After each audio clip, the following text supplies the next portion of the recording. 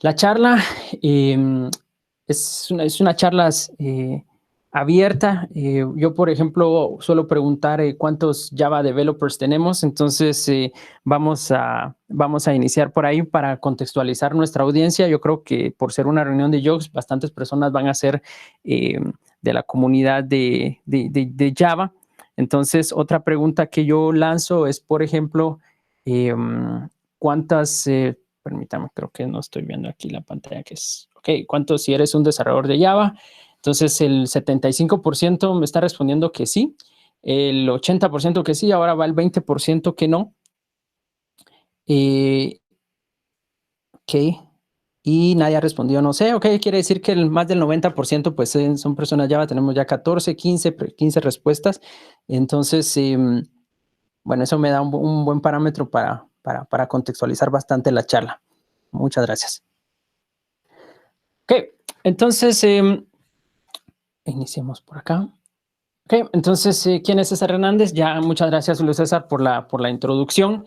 Creo que pues, ustedes están leyendo ahí. Si tienen alguna duda de mi experiencia o algo que en lo que pueda colaborarles, pues con mucho gusto me pueden seguir en Twitter, en César HGT. Trabajo como Senior Software Engineer para Tommy Tribe. Y pues lo demás lo están leyendo allá. Entonces, vamos a ir avanzando en la presentación en aras del tiempo. Y lo primero que nos viene a la mente es, ok, open source, pero hay dos términos que debemos de poder diferenciar cuando hablamos de open source. Primero, ¿a qué se refiere el término open source? Entonces, un primer término, y esto lo estoy sacando del opensource.com, de los resources oficiales, en donde nos dicen que es referirnos a algo que puede ser públicamente modificado. Entonces, open source no solo se delimita a software, sino que también tiene un ámbito más grande y por ahí hay otras licencias como Creative Commons que ustedes pueden utilizar para música, imágenes, etcétera. Entonces, esta charla está enfocada a lo que es open source software. Entonces, siempre nos han mencionado este concepto de que, ok, open source software es algo que podemos modificar, inspeccionar y mejorar. Pero lo que muchas veces nos cuesta ya en la práctica llevarlo a cabo es, ok, ¿cómo yo puedo empezar a participar en el open source? Y entonces, ese es el mensaje de mi charla, lo fácil que es empezar a colaborar en open source y más aún en el contexto de Java, porque estoy 100% seguro que todos los que estamos acá en algún momento hemos utilizado alguna librería o algún framework que es open source. ¿Cuáles son los motivos por los que personas pueden, porque pueden haber varios motivos, pueden utilizar o motivarlos a tener este acercamiento al open source? Entonces, yo he ido recibiendo, conforme de esta charla desde el año pasado, la vengo dando y mejorando, y recibo nuevo input, y eso es lo que ven acá. Entonces, algunas personas me han dado la respuesta de, ok, yo me uní a open source porque quería ser parte de una comunidad, así como muchos de ustedes están haciendo ahorita parte de esta transmisión. Otras personas también los motiva el hecho de hacer networking, como en toda comunidad, pues se genera un networking que es de interés para todos. También reconocimiento es otra opción válida. Hay personas que buscan ello, pues es válido también. Mejoramiento de habilidades técnicas, creo que eso es algo de lo que muchos al inicio, cuando nos involucramos en una comunidad, fue lo que, por lo menos a mí en lo personal, pues quiero aprender de X o Y tema. Que obviamente te ayuden a mejorar tus skills, a entender mejor los conceptos de arquitectura, cuál es lo nuevo que se viene en este tema. O tener un conocimiento puntual sobre un dominio específico, ingeniería del software, networking. Entonces, así es como yo me voy enfocando en qué es lo que quiero contribuir y aprender. Y también uno puede, del open source, uno también puede extraer mucho conocimiento de cómo se puede lograr alcanzar metas en un proyecto, en este caso de software, a través de un equipo remoto. Porque el open source no todos están en un solo país, no todos están en una sola locación, sino que es un 24/7, 365 días del año en el cual pues todos de diferentes idiomas, culturas, etcétera, colaboran. También, ¿qué otro beneficio puede tener una persona al unirse a un proyecto open source? También el beneficio que se tiene es que puede ir directamente a tu CV, a tu currículum vitae o vitae, como lo conozcan. el contribuir en un proyecto open source también es parte de tu experiencia técnica que puedes reflejar. Más y más vemos viendo en los últimos 10 años que las personas o los empleadores empiezan a enfocarse más, ok, muéstrame, quiero ver en realidad, no te voy a hacer un test cuando quiero contratarte, o si yo quiero contratar a alguien, de nada me sirve a mí hacer un test súper extensivo, cuando en realidad mucho de inclusive hasta la personalidad del desarrollador, uno lo puede ver a través de código que está viviendo en un GitHub, y que uno puede revisar y entender cómo esta persona se comunica con las demás personas, inclusive antes de que se inicien a laborar en la empresa o que uno contrate a alguien, uno puede ver cómo esa persona está respondiendo a los pull requests, etcétera, etcétera. Entonces, esto en realidad es un portafolio muy grande que potencializa el profesionalismo de cada uno de nosotros. Y oportunidades de negocio también, porque si ustedes en algún punto contribuyen a un proyecto open source o crean un proyecto open source, pues sobre ello ustedes pueden crear un modelo de negocio en el cual pues tengan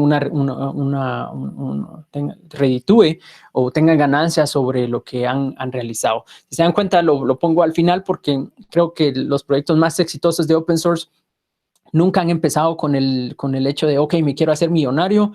Cuando se creó Linux o Linux, como le decimos en español, creo que en ningún momento por la cabeza de las personas fue, ok, queremos hacer una industria a partir de esto y ganar mucho dinero. Al final, la mayoría de éxitos, la mayoría de proyectos exitosos no inician de esa forma, sino más es por la pasión que uno tiene. ¿Y qué puedo hacer yo, César? Si, por ejemplo, ok, yo me involucro en un proyecto open source, adquiero estas habilidades, todo lo que tú has mencionado, pero yo tengo mi trabajo de 24/7, tengo mi trabajo de 8 horas, 5 días a la semana, pero por ahí tengo un poco de tiempo libre por las tardes o los fines de semana y pues adquiero cierto conocimiento. ¿Qué más puedo hacer con ello? Entonces, algo que me han dado también bastante retroalimentación cuando veo esta charla es que hay personas que me han dicho, mira, yo por mi trabajo aprendí a utilizar esta herramienta, luego en mi trabajo ya no la seguimos utilizando, pero a mí me interesó mucho, le di continuidad con la comunidad y pues ahora estoy como consultor en una de estas plataformas. Hay muchas más, yo no estoy afiliado a ninguna de ellas, pero vamos a modo de ejemplo. Esto es como ustedes pueden utilizar esa expertise que van ganando para generar también otro tipo de ingresos y la parte económica es algo que los motiva a contribuir. También, desde el punto de vista de empresas, hay un interés también por el open source. Hemos visto en los últimos 3 años que muchas empresas que antes no creíamos que apostaban al open source. Ok, alguien estaba cantando por ahí, no sé si pueden aplicar mute o no sé. Que alguien ahí, un canto mexicano, ok, o algo parecido. Ok, Entonces, lo vamos a, gracias. lo vamos a mutear. Por favor, las reglas son solamente cuando se requiera las preguntas, desmutear el micrófono, si no vamos a tener que proceder a sacarlos de la charla. Gracias. Ok, también recuerden que existe... okay. ¡Jua! Ok. También recuerden que aquí pueden poner sus preguntas, entonces todos vamos a poder verlas. En este caso nos preguntan si hay algún proyecto open source donde estudiantes puedan unirse y trabajar bajo la guía de gente especializada o experimentada para ganar experiencia. La verdad es de que sí hay muchos proyectos open source y es algo de lo que vamos a hablar más adelante en la percepción que tenemos muchas veces. Muchas gracias a Baran por la pregunta. Interesante que me la hizo en inglés. Ok, está bien, perfecto. Más adelante vamos a ver muchas percepciones que a veces tenemos o falsos positivos, le diría yo, lo que está de moda en estos temas, o paradigma sería la palabra más adecuada de que los proyectos open source son solo para expertos o yo tengo que tener más de 5, 10, 15 años. Entonces vamos a ver cómo un estudiante, como es el caso de la pregunta que nos hacen acá, puede tener acceso a tener mentorship o tener algún seguimiento por parte de alguien más experimentado al ingresar a un proyecto open source. Pues muchísimas gracias por la pregunta. Si van teniendo algo en el chat de Google, no lo estoy viendo, entonces me lo pueden decir verbalmente los moderadores.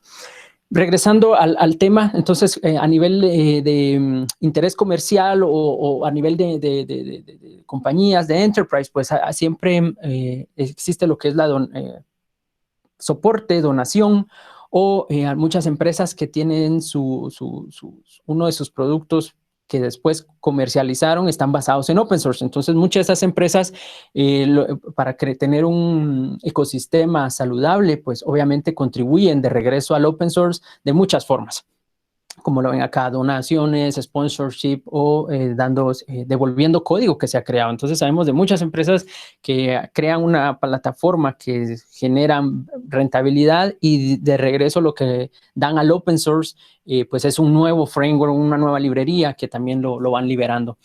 Y también pues comunidad. Hay bastantes, como lo estábamos mencionando anteriormente, hay normas de sociabilización. Dentro de depende del proyecto open source, puede haber un código de conducta levemente diferente y pues como en todo en la vida y en este mundo vamos a encontrar muchas personalidades, etcétera, que obviamente pues hacen parte de una comunidad a la que pertenecemos.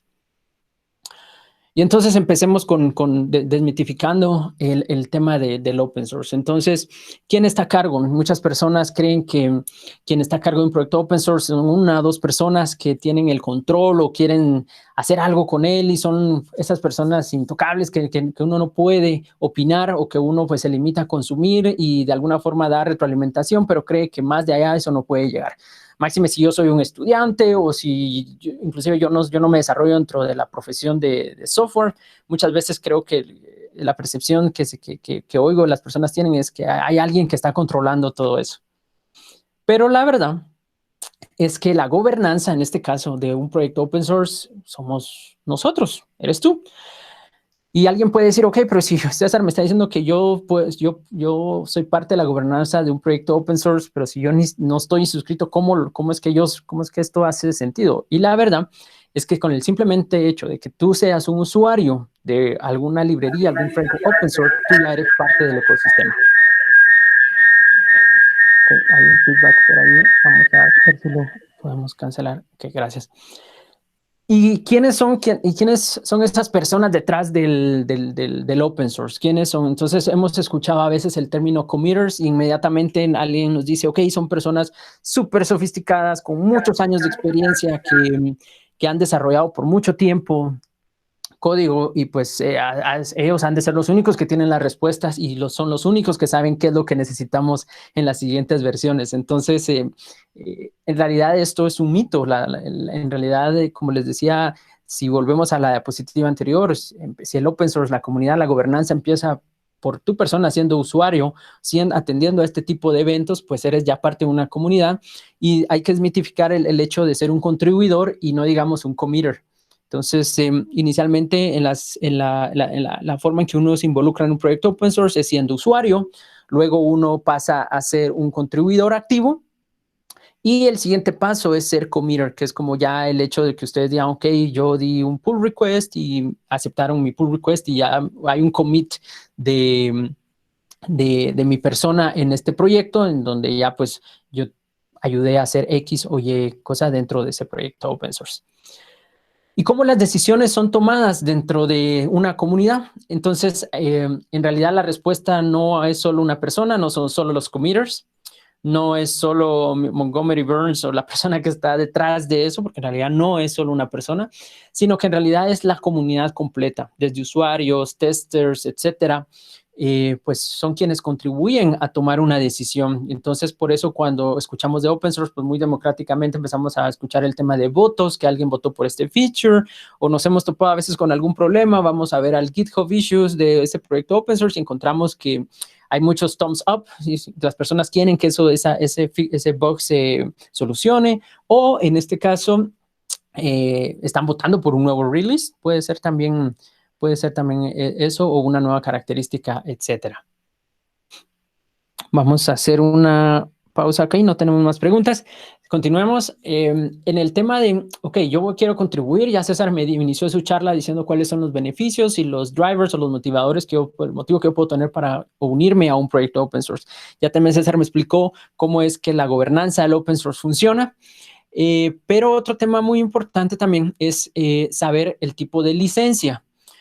No les estoy diciendo que tenemos que aprendernos las licencias, todas las 82 que en este caso están aprobadas oficialmente al día recientemente por el Open Source Initiative, sino más que todo tener un discernimiento de qué licencia es con la que yo me siento más cómoda aportando al mundo o consumiendo también, como creo que es lo primero con que nos topamos al momento de que nuestras empresas o en nuestras organizaciones en algún punto en nuestro rol de arquitectos, QA, testers o developers decimos, mira, probemos este nuevo framework y por ahí hay alguien que pregunta, ok, pero ¿qué licenciamiento tiene y cómo lo vamos a manejar dentro de nuestra empresa? Entonces, son 82 licencias las que al momento están y ustedes pueden ingresar a este link que se llama choosealicense.com y ahí hacen 3 preguntas básicas con las cuales de alguna forma les dan guidance, les dan ayuda en decir, ok, esta es en efecto la licencia que aplica para mi empresa, para mi organización o yo como querer contribuir a open source. Si nos vamos a estadísticas cortas, en el caso de GitHub, de las licencias más usadas que ustedes encuentran en GitHub está el MIT, que es la primera licencia, está la licencia Apache 2.0 y pues GNU en su versión GLP versión 3. Más detalles, los invito a agregarse, a verificar el link y ahí pues pueden luego de la charla navegar un poquito y ver en realidad, entender un poco cuáles son las diferencias. Este sitio es muy, muy interesante. Nos llega otra pregunta aquí a la sala de redacción. ¿Cómo va el tema de la meritocracia en el open source? Lo pregunta Álvaro. Muy buena pregunta. ¿Se recuerdan que una de los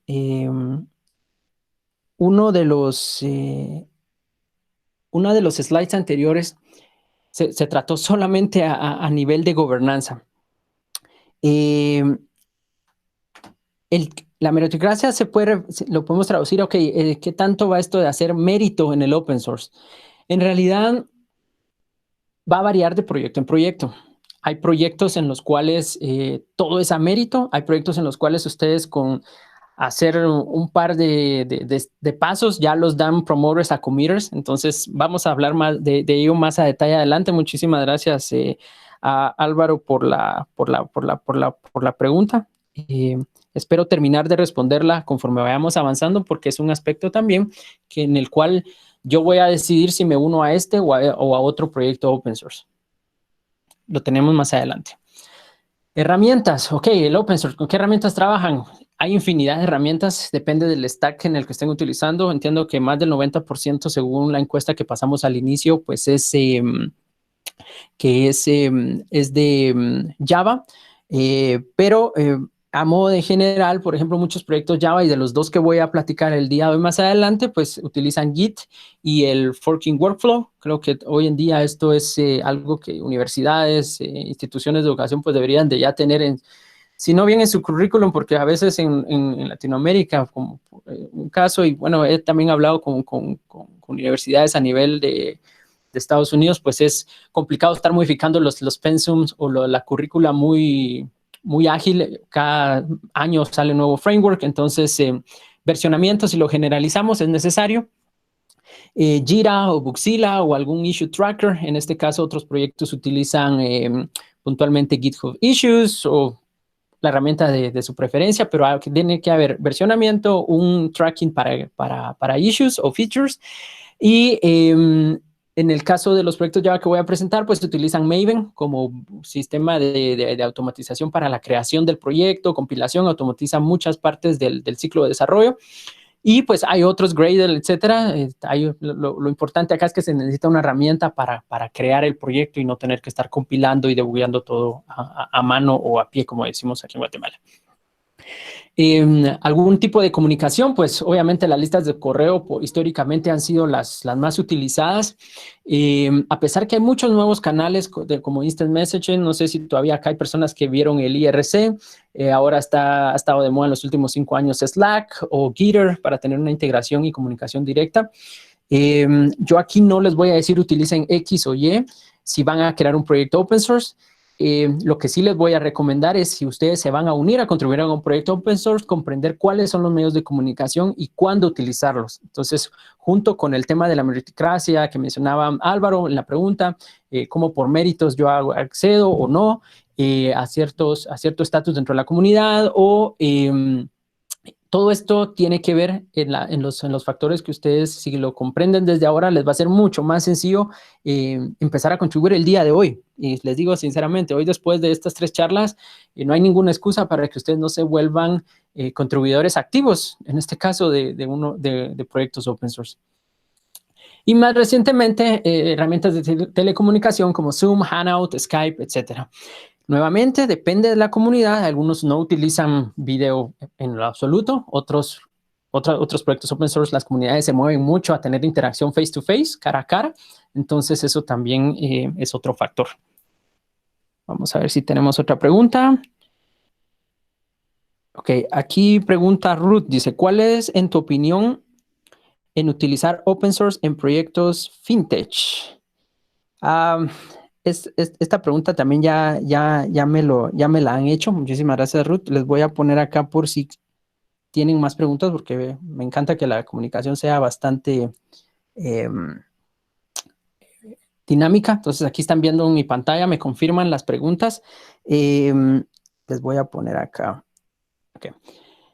Tenemos ya una pregunta más. Entonces, vamos con la pregunta. Ok. El open source como tal no es... Muchas veces cuando hablamos de finanzas y la prioridad que tiene, hemos oído casos críticos de vulnerabilidades, etcétera. Me voy a limitar esto es un tema completo, es una charla de seguridad o de tema de manejo de riesgos.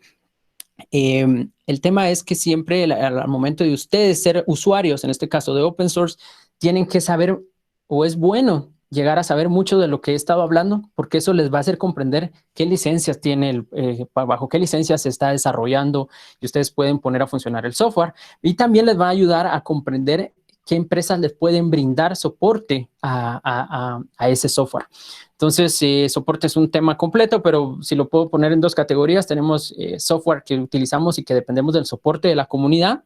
Eso no es malo, puede o no ser malo. ¿En qué sentido? Porque hay muchos proyectos, y les doy el caso de OpenJDK. OpenJDK es con lo que se crea la JDK de Java, y el soporte de la OpenJDK pues es una comunidad muy grande, están lanzando parches, es una comunidad muy activa, etcétera, etcétera. Hay otros proyectos en el que tal vez son solo 2 personas, etcétera, o 3 las que responden activamente, o una persona, y entonces ahí desde el punto de vista de una fintech no pueden depender de un soporte de la comunidad que no es tan ágil como lo que ustedes requieren. Cada empresa va a tener sus SLA, cada industria va a tener sus niveles de servicio, entonces pues están también las opciones bajo modelos de suscripción de obtener soporte. Entonces, no sé si respondo ahí tu pregunta, Ruth. Va a depender mucho en fintech, cuáles son las políticas. Si hay fintech que como política tienen utilizar open source, sí, solo sí tienes un soporte comercial y pues todo el tema legal detrás. Hay otras que no. Va a depender mucho de las necesidades que tengan. Hay otra pregunta.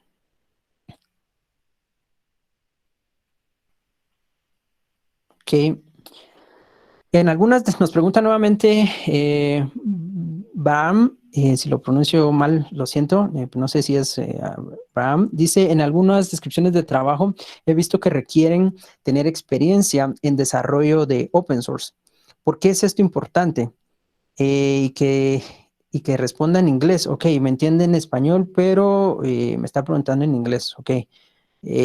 Aquí es un tema complejo, no porque no lo quiera hacer, sino porque entiendo que el Yoge está en español, o por lo menos, no sé si la charla debería estar en inglés. Pregunto, Julio César. Tal vez yo estoy errando. La charla de Reza va a ser en inglés, así que puedes contestar si quieres en inglés, no hay ningún problema. Ok, lo voy a contestar primero en español por respeto al quórum inicial del que yo pues tenía entendido, por eso lo puse acá. ¿Por qué es importante? Bueno, desde un punto de vista, ya lo había mencionado, en el cual las empresas con anticipación pueden ver cómo tú te desenvuelves en un entorno de responder pull request, comunicación, qué tan limpio es tu código, qué buenas o malas prácticas tienes dentro de tu código. Esos son 3 ejemplos de por qué algunas empresas requieren. Okay, replying in English, the question about why you will need to have some kind of experience when you are applying for a job. Usually the companies need to have a way to verify that you actually can communicate over pull requests, or if you can actually if you actually have a good practice of coding, clean coding, refactoring, and so on, so they can see in advance, or they can evaluate in advance your profile from a developer point of view. Because usually when you are in an interview, you only have like, let's say, 1 hour for solving puzzle and some common, questions in technical questions, but actually seeing a living code it speaks more from that person than actually a just 30 minutes or 45 minutes quick test. Continuamos con la presentación. Si tienen más preguntas, ahí están los códigos. Regresamos por acá. Okay, ¿cómo voy en tiempo? Solo para tener ¿cuánto tenemos de tiempo todavía para yo saber cómo voy manejando el tiempo? Julio César, ¿estás por ahí? Ok, no les escucho. Sí, espero... 18 minutos tienes todavía, pero... 18 minutos. Ok, muchísimas gracias. Eso me ayuda a manejar el tiempo. Ok, entonces, ¿qué otros factores nosotros tenemos al momento de utilizar un proyecto de open source? Obviamente el lenguaje de programación. Si se quieren sentir cómodos en un lenguaje que ya dominan, pues es un factor. El dominio de la tecnología. No es lo mismo que en estos momentos yo quiera, si yo tengo expertise en desarrollar servicios REST, no es lo mismo que yo seleccione un proyecto open source en servicios REST o empiece a ver temas de machine learning y pues ahí tengo que tener una curva de aprendizaje. Entonces son factores que les pueden ayudar a decidir. Leadership and governance, ok. ¿Cómo es el liderazgo? Y aquí volvemos al tema de méritos que nos había hecho Víctor, si no estoy mal, la pregunta anterior. Debemos de comprender cómo ese proyecto y la comunidad detrás de él, que es lo más importante, manejan la gobernanza. Yo les puse que en el ideal del open source y la mayoría de proyectos open source exitosos, el esquema es, recuerdan, todo el Springfield completo es una comunidad grande, no es un Mr. Burns, un Montgomery Burns ahí dictando o haciendo de dictadura, etcétera, sino que es un esquema más abierto. Entonces, quien lleve el liderazgo, obviamente, puede ser un grupo, puede ser una parte más reducida que la comunidad completa, pero son factores que les ayudan a seleccionar un proyecto open source. Y también la cultura. Y pongo aquí 4 categorías, cada quien las interpreta de forma diferente, pero el mensaje es, también debemos de comprender la cultura que ese proyecto open source tiene. Un proyecto open source puede ser muy atractivo como usuario, pero ya cuando ustedes ingresan a la comunidad, se pueden sentir súper emocionados y motivados, como puede suceder todo lo contrario después de hacer su primera pregunta. Entonces, también es algo que pueden evaluar. Los tipos de contribución, esta es otra pregunta de las más comunes. ¿Cómo puedo yo contribuir? Ok, ya me explicaste licencias, qué culturas, etcétera, herramientas de comunicación, pero ok, ¿qué puedo ponerme a hacer hoy mismo? Obviamente lo primero que se nos viene a la mente como desarrolladores a veces es código, después viene documentación, pero de ahí vienen otros temas que tal vez no pensamos que al hacer eso nosotros estamos contribuyendo al proyecto open source y en realidad lo están haciendo. Hacer workshops, hacer sesiones, esto es una forma de contribuir a la comunidad porque ustedes están dando a conocer y divulgando y promoviendo cierta comunidad, cierto proyecto, ciertos APIs. Pruebas, contribuir, por ejemplo, a mejorar la cobertura de una prueba existente. Fíjense que ahí ni siquiera les estoy diciendo, hoy ustedes tienen que ser expertos para poder solventar el primer bug que encuentren, sino que simplemente con entender cómo funciona el código y ver a una prueba, por ejemplo, entender cómo ese proyecto hace el unit testing o las pruebas de integración, ustedes pueden extender o comentar. Yo he visto pull requests en donde hay personas que comentan, mira, ¿por qué hicieron esto? Y eso genera comunicación que al final resulta en un nuevo feature o en un nuevo test, etc. Moderador en canales de comunicación, créanme o no, ahora con tanto social media, etc., pues automatizar este tipo de cosas con integración continua o entrega continua, pipelines, etc., pues es también mucho del DevOps, ese término DevOps que hemos oído en los últimos 10 años también, que ahora nosotros podemos apoyar. Entonces, si tú eres experto en Jenkins, y le pueden poner ahí el montón de CIs que existen hoy en día, o GitHub Workflows, etcétera, tú puedes llegar, ver que un proyecto no está utilizando adecuadamente cierta parte del Continuous Integration y puedes colaborar enviando pull request para mejorar eso.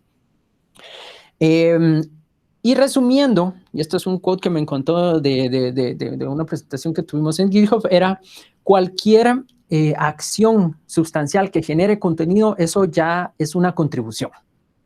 Entonces creo que es el resumen de lo anterior. Antes de pasar al primer ejemplo de proyecto open source de los dos que les traigo hoy, voy a ver si tengo otra pregunta. No tengo otra pregunta acá. El primer proyecto open source del cual les voy a hablar es Apache Tommy. Entonces, para quienes no saben qué es Apache Tommy, pues es un servidor Java en su versión 6. Actualmente se está trabajando para la certificación de Java Enterprise 8, o como ahora lo llamamos, Jakarta EE. Pero es lo mismo cuando hablábamos antes de Java E. ¿Es compatible con Microprofile? ¿Hay alguna pregunta? Sí, perdón, no sé si estás tratando de mostrarnos algo porque ahorita no se ve nada. Ok, todo se está... Sí se está viendo, tienen que hacer clic sobre la presentación de César en el pin.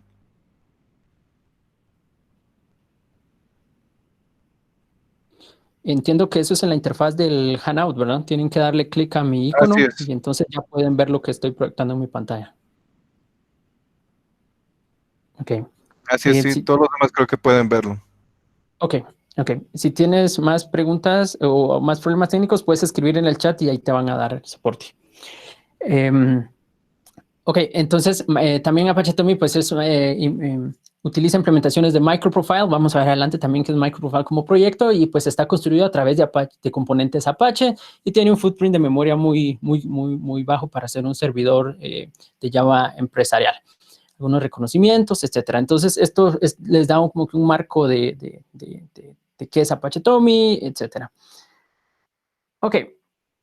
Uno de los primeros factores que les dije que teníamos que comprender era, ok, ¿dónde este proyecto? ¿Cuál es su gobernanza, sus canales de comunicación, etcétera, el licenciamiento?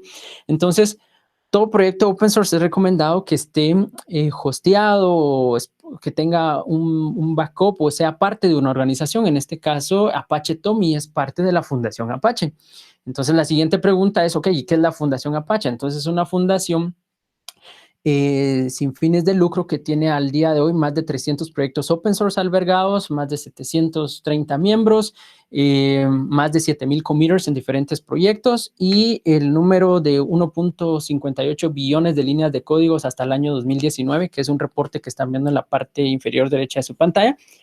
Y tiene ya 20 años de estar contribuyendo, como muchas otras organizaciones, hoy promoviendo el open source. Entonces, todo se mueve a nivel de voluntariado. La pregunta nuevamente de Víctor que me hacía, los proyectos de Apache son mucho por mérito, en el sentido de que, ok, yo no puedo ser un committer de la noche a la mañana. La mayoría de proyectos, pues hay un proceso en el cual evalúan, y hay una nominación para que alguien que pasó de ser usuario a ser contribuidor, recuérdense, con todo lo que habíamos visto anteriormente, ya sea pruebas, código, workshops, etcétera, en algún momento hace la transición a ser un committer y hay un proceso de votos en el cual se aprueba a esta persona. Entonces, sí es importante en este caso comprender la fundación bajo la cual está el proyecto.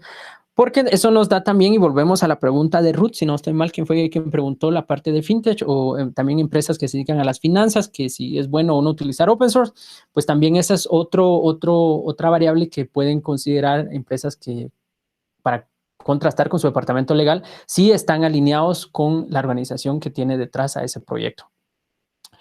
Ok, ¿qué más proyectos tiene Apache? La imagen creo que se quedó un poquito corta para la resolución que tenemos, pero hay muchos proyectos. Estoy seguro que más de alguno de los logos que están aquí reconocen. Entonces, si ustedes ya han utilizado eso, ya han utilizado un proyecto open source o ya están contribuyendo a un proyecto open source que está bajo la Fundación Apache.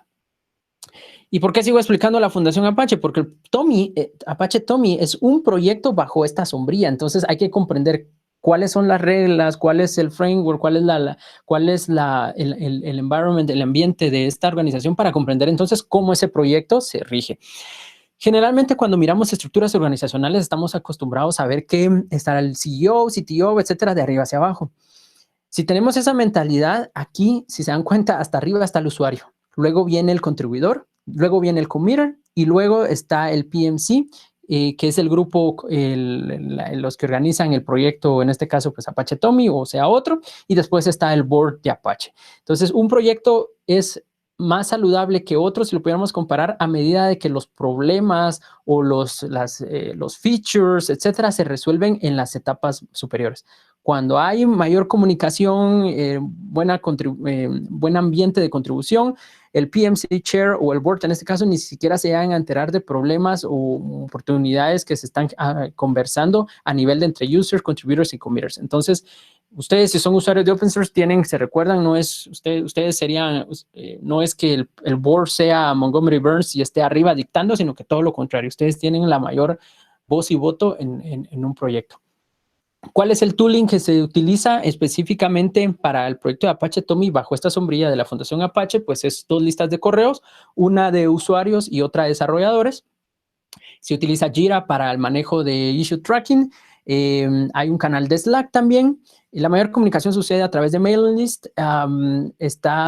También el código está en GitHub, que hace un mirror al SVN de Apache, pero al final es un modelo de pull request que ustedes pueden utilizar al momento de querer contribuir. Antes de pasar al siguiente proyecto, más información sobre cómo contribuir y etcétera, muchos de los aspectos que hemos hablado puntualmente en el proyecto de Apache Tommy para desarrollo de microservicios, etcétera, tommy.apache.org/community y ahí van a encontrar muchos resources. Requisitos técnicos, esto es lo que muchas veces me han dado feedback que es lo que da miedo y pues a mí al inicio también cuando me unía, en mi caso, cuando empecé a generar mi primer proyecto open source, pues era, mientras más complejo hago mi stack, más complejo hago que alguien más pueda subirse al barco conmigo y contribuir en el proyecto que después deja de ser mi proyecto y es proyecto de la comunidad. Entonces, si hablamos específicamente de Apache Tommy, ¿qué necesitaría yo para contribuir en él? Pues Java Standard Edition, si ustedes saben Maven, saben Git, JUnit, Arquillium o al menos una de esas tecnologías, pues ustedes ya pueden ser contribuidores activos. Esto es muy parecido a la diapositiva que les mostré anteriormente. ¿Qué puedo hacer para poder contribuir con mis habilidades? Pues workshops de actualización de dependencias, nuevos features, mejorar la cobertura de integración, contribuir a hacer parches o mejoras al sitio web de la documentación. Entonces, es amplia la forma en que ustedes pueden contribuir. Y entonces volvemos al tema de que, ok, es open source, pero no quiere decir que open source son un montón de hippies que están ahí como los nerds de los Simpsons, que solo ellos entienden qué se hace, ¿no? O sea, hay documentación de, ok, cuál es el workflow que un ticket de Jira debería tener dentro del proyecto de Apache Tommy, cuál es el workflow sugerido de su trabajo para hacer un fork, clone, branch, etcétera, qué llenar en un Jira. Entonces, esto, si se dan cuenta, también es un ganar-ganar. Ustedes entran a una comunidad en donde las reglas están definidas, ustedes pueden contribuir a cambiarlas, mejorarlas, pero también esa expertise le dice mucho a su empleador y ahí volvemos a la pregunta que nos hicieron en inglés, ok, ¿por qué alguien que está contratando te dice, ok, muéstrame en qué proyectos open source has trabajado? Si tú dices, ok, yo vengo trabajando de Apache Tommy como contribuidor o soy committer en Tommy, entonces ellos ya saben de que, ok, todo este tooling ustedes ya lo tienen por experiencia y pueden comprobarlo. Y en cuanto a la parte de la comunidad es friendly o cómo es el tema de la comunidad, pues esto es un ejemplo de un Hack Day que se hizo el año pasado, finales del año pasado, con varios países de habla hispana. Fue un sábado muy similar a lo que estamos haciendo acá, con el Juke de Ecuador, de Bolivia, perdón, me confundí la bandera, en donde pues nos conectamos todos y estuvimos hablando precisamente de cómo hacer tu primer pull request en Apache Tommy. Entonces, no es un Montgomery Burns, no son solo personas súper inteligentes, sino que en realidad todos podemos contribuir al open source independientemente de nuestras habilidades técnicas, interpersonales, etcétera. Hay muchos que tienen muchas soft skills, personas que son muy introvertidas, pero para todos hay un lugar en Apache Tommy y muchos otros proyectos open source. Y también, pues, en cuanto se recuerdan el tema de reconocimientos, etcétera, desde el 2018, en este caso, Tommy Tribe, que es la empresa que da soporte sobre el proyecto open source Apache Tommy, pues ha promovido a través de la comunidad reconocer a aquellas personas que han hecho su primer pull request para las fechas de Navidad, de diciembre, para los que lo celebran esas fechas. Personas que sacan un nuevo video, por ejemplo, como ven ahí, Microprofile Config on Tommy. Ese es un video que un amigo, David Salter, hizo y pues se le dio ese su batch de reconocimiento. Tenemos también a Daniel Díaz, quien, si van a la comunidad, es uno de los reviewers y contribuidores en portugués más activos. Hubo un gran empuje para traducir documentación de inglés a portugués, español, a francés, etcétera.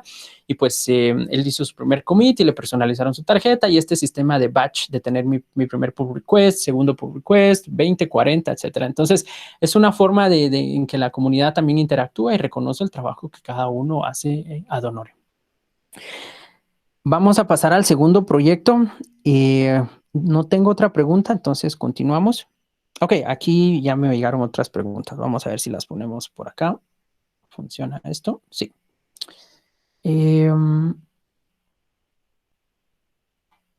Ok, ya le di scroll acá. Dice, ¿existen los wars en Apache Tommy? Ok, esa es una charla de Apache Tommy. La respuesta es sí. Existen los wars. Si tengo un proyecto en desarrollo, ¿cómo podría aplicar para pertenecer a la Fundación Apache? Excelente pregunta de Nate. En realidad, si ustedes ya tienen un proyecto open source, que esto es otro escenario, lo open source lo podemos ver como nosotros queriendo contribuir, o también, en este caso, yo tengo un proyecto, ¿cómo lo elevo a la Fundación Apache? Entonces, apache.org es tu mejor link en donde está descrito el proceso. No tengo aquí el link ni el workflow de cómo tú te agregas, ya lo voy a agregar en la siguiente iteración de esta charla, pero sí, está documentado cómo tú vienes y te agregas a la Fundación Apache. Obviamente, te doy un ejemplo. Una de las cosas de buenas prácticas que se requiere para un proyecto open source que está en Apache es que todo tu código fuente tenga ese comentario, como siempre hemos visto, donde dice, ok, donde describe la licencia que aplica cada file de tu proyecto. Y para eso hay plugins, etcétera, pero volviendo a tratar de responder la pregunta sin tomar mucho tiempo, sí lo puedes hacer, te abocas con la Fundación Apache y ellos te dan el proceso en el cual tú sigues para que tu proyecto, que en este momento ya sea que lo tengas público o privado, se pase a hacer a la Fundación Apache. ¿Tengo que pagar algo? No, ahí está descrito todo el proceso y pues ese es otro tema también, ya se me iba a olvidar, que si yo soy un generador o entre varios amigos o amigas tenemos un proyecto open source que queremos promover, también el pertenecer a una fundación que nos apoye, nos da todo ese tooling que vimos de forma gratuita, en el sentido que nosotros no tenemos que pagar el hosting del website, del CRM, no tenemos que estar pagando nuestros servers para tener nuestros builds disponibles, el Continuous Integration y Continuous Delivery, sino que todo eso pues es parte del tooling que les provee la organización y lo más importante, la protección legal que esa sombría les está dando a su proyecto open source. Creo que eso también es algo muy interesante que las fundaciones proveen. Ok, la pregunta la mandó 2 veces Nate, pero regresamos. Espero haberlas podido responder asertivamente. Han dado respuesta. Ok, Microprofile. Ok, este es el segundo proyecto open source que les voy a mencionar. Aquí nos podríamos estar la vida hablando de proyectos open source, pero a nivel de tener 2 proyectos de Java, este es otro proyecto también en el cual pues estoy activo a nivel de open source, aparte de Apache Tommy. Y pues, ¿qué es Eclipse Microprofile? Para que todos estemos en contexto, esto es otra charla completa que podemos tener más adelante en sus países. Me pueden contactar, César HGT. A mí me gusta hablar mucho de open source y proyectos en los que soy activo, porque es la mejor forma de dar fe y legalidad de las cosas que suceden en esos proyectos. Entonces, César HGT o aquí mismo en el Bolivia Joke, pues podemos tener otra charla. Pero Microprofile es la respuesta que la misma comunidad de Java, fíjense cómo empieza la raíz de este proyecto, de este proyecto es puramente open source, cómo la comunidad responde a preparar Java Enterprise para microservicios. Entonces, es hosteado bajo la Fundación Eclipse. En algún punto el proyecto obviamente nació en GitHub, se puso ahí, Tommy Tribe y otras empresas apoyaron desde el inicio. Y luego la comunidad tomó la decisión de, ok, ¿dónde lo ponemos? Y en este caso el proyecto como tal está hosteado o está bajo la sombría de la Fundación Open Source en Eclipse Foundation. Está implementado por varios vendedores y el objetivo es proveer portabilidad de diferentes vendors o diferentes proyectos open source de servidores de aplicación. o de microservicios, como le quieran llamar, y pues ahí están varios de las empresas y comunidades. Está, por ejemplo, el London Community Yog, está SoJava, que son grupos de usuarios como tal, que son parte del proyecto, no solo las empresas grandes que ven ahí, sino que también hay representación de la comunidad en voto. Esto es tema técnico. Microprofile en su versión 3.3 trae todos estos APIs. Para que entendamos, Microprofile es simplemente llevar muchas de las buenas prácticas que ya se tienen para microservicios a Java Enterprise en forma de especificaciones, APIs e implementaciones. Hablando de la Fundación Eclipse, porque tenemos que comprender, pues como lo ven, es una fundación con más de 15 años de experiencia, tiene más de 30 miembros estratégicos, más de 1.550 committers y más de 195 millones de líneas de código. Es 5 años más joven que la Fundación Apache, pero aquí no es comparar cuál es mejor, quién tiene más en números, sino que simplemente es darles a ustedes, trasladarles que cuando ustedes van a seleccionar para su fintech, para su startup o para su enterprise o para su organización de gobierno un proyecto open source, también el saber qué respaldo tiene ese software es importante. ¿Quiénes están con la fundación, con Eclipse Foundation en cuanto a que patrocinan, participan y tienen proyectos? Pues aquí pueden ver muchas empresas y pues es una fundación bastante grande. ¿Quién está a cargo? Pues en realidad la Fundación Eclipse, como se maneja, es que tiene top level projects. En este caso, Jakarta es su proyecto de un top level project que es EE4J, y pues ahí obviamente hay este esquema de desglose, y luego están los usuarios, los contribuidores, y están los committers, como lo habíamos descrito anteriormente. ¿Cómo me hago yo committer? Por mérito. Entonces hay una votación que se hace si yo quiero pasar a tener una participación más activa. Y cuando me refiero a más activa, o sea, ¿qué gano yo con ser un committer? Bueno, pues si yo estoy ya muy involucrado, yo ya puedo empezar a revisar, a aprobar pull request, hacer merge de pull request que otros han aprobado. Cuando uno empieza como contribuidor, pues obviamente no tiene la opción de darle clic al botón de merge, pero son cosas que van. También la parte de votación. Si bien se escucha la voz de los usuarios, contribuidores, un committer también puede dar su voto a nivel de decisiones, que es la forma que se toman. Y algo muy importante es que en la Fundación Eclipse los proyectos, las implementaciones pueden tener varias licencias. Eclipse tiene su licenciamiento de Eclipse, pero si ustedes van, por ejemplo, a Microprofile y ven alguno de los API, hay muchos de los API que están bajo la licencia de Apache. Entonces, es algo que también vale la pena mencionar. Ya estamos cortos de tiempo. Finalizando con el tema de la Fundación Eclipse, por favor me avisan cuando falten unos 5 minutos para dar un poco más de pie a ya nos pasamos el tiempo. Ok, entonces para ir cerrando, el tooling que está acá, la charla la voy a publicar en mi perfil de GitHub, también va a estar disponible para Bolivia Yog en César HGT en GitHub, en Twitter, en donde pueden terminar de ver las herramientas que la Fundación Eclipse utiliza, la parte técnica, también Java, Maven, etcétera. Esta comunidad es más face to face. Para ir finalizando, ustedes cada 2 semanas hay una sesión en la que en un Google Docs ustedes pueden agregarse e ir poniendo, y así como al inicio alguien por ahí andaba cantando alguna canción de mariachi, pues ustedes pueden meterse ahí, tal vez no para cantar la canción de mariachi, pero sí para preguntar face to face, o inclusive en un Google Docs que la comunidad se pone. Por último, para cerrar. César. ¿Sí? César Otavio dice que no hay problema. Ok, gracias, Otavio. 2 minutos me quedan. Para cerrar la charla, perdón si me fui ya muy rápido en los últimos 3 slides, antes de pasar a las pláticas. El principal mensaje de qué tan fácil es contribuir al open source lo hago con esta analogía. El año pasado, mi tía me regaló esta imagen de un periódico local que yo había perdido tracking. Para que me conocen en persona, pues no soy la persona más alta y más fuerte, musculosa, con la cual a mis 7 años yo no podía sacar no podía hacer un home run sacándolo por la barda como estamos acostumbrados.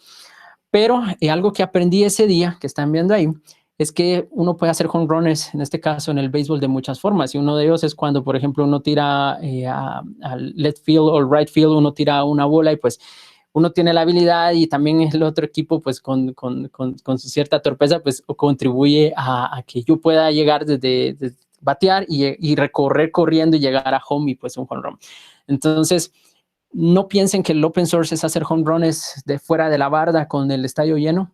En realidad, open source es una satisfacción que uno tiene de poder retribuir lo mucho que otras personas han dado al momento de compartir conocimiento, y pues ustedes no crean, no tienen que tener X o Y habilidades específicas para hacer home run en open source, así que los invito a contribuir activamente. Solo con acercarse a la lista de correo de cualquiera de los dos proyectos que les mencioné, Apache Atomic Microprofile, ustedes pueden acercarse a la lista y decir, hola, ¿en qué puedo ayudar? Y a partir de ahí, créanme que la comunidad los va a saludar y les puede dar ese mentorship que ustedes pueden necesitar o que ustedes pueden dar también. Muchísimas gracias nuevamente al JOC de Bolivia, a todos quienes están en la transmisión, y pues no sé si tienen alguna pregunta para ya dar por finalizada mi participación en el evento. ¿Tenemos alguna pregunta en la plataforma de Hangout? No, no hay ninguna pregunta. El último comentario es de Octavio. Ok, perfecto. Entonces, muchísimas gracias nuevamente. Yo me despido y voy a seguir viendo la transmisión en el background mientras hago acá el desensamble de lo que preparé para hoy. Y pues muchísimas gracias. Saben, estamos ahí siempre para poder colaborar. Y pues ahora, si bien no nos vamos a poder ver tan seguido en Latinoamérica de forma presencial, pues estamos siempre a la orden para actividades en línea, y pues nos vemos en las listas de correos y en las reuniones del open source.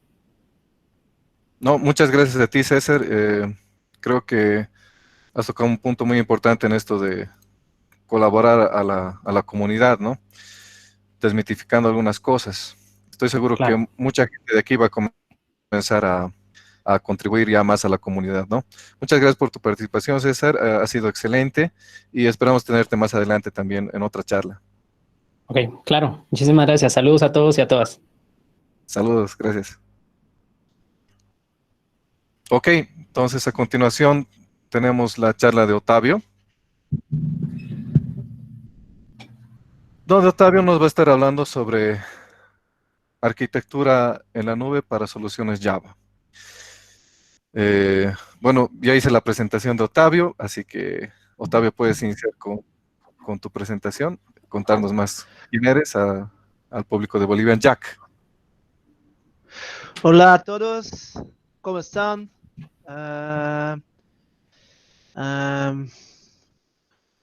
Shall I start? No, yes, maybe, no. That's Yes, fine to me? Oh, okay, amazing. you can talk in Spanish if you want, or English, depends of you. Ok.